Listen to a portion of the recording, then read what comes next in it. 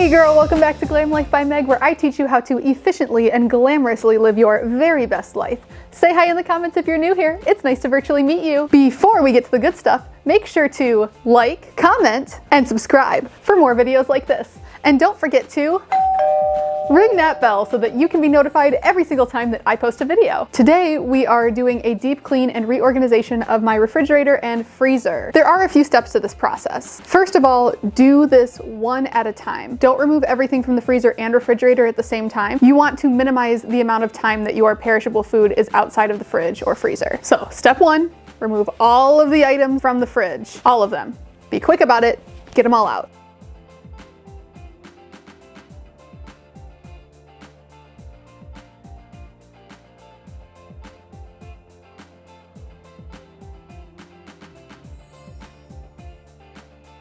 Step two, make sure to deep clean the refrigerator. Wipe it all down, get out anything that might be sticky or gross, get rid of it so that you can have a clean slate.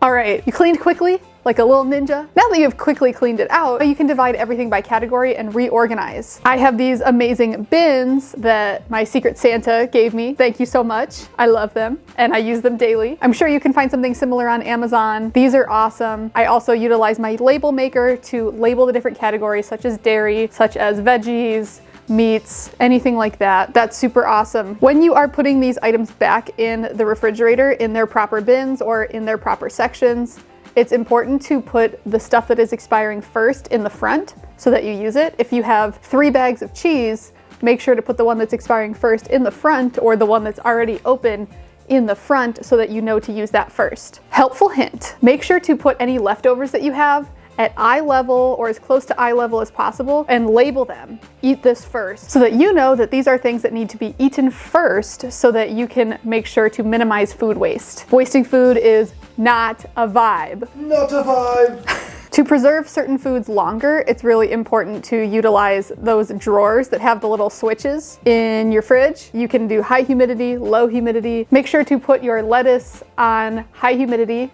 with the drawer with the little slidey thing. High humidity because that will keep the lettuce crisper for longer.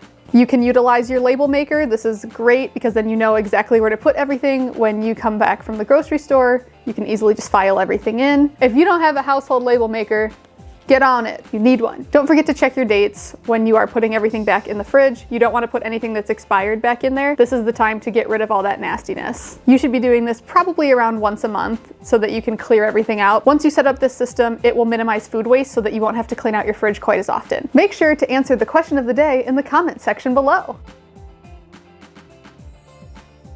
Don't forget to share this video with someone who really needs to clean out their fridge. You don't have to be shady. This can be you inspiring them to clean out the fridge. And until next time,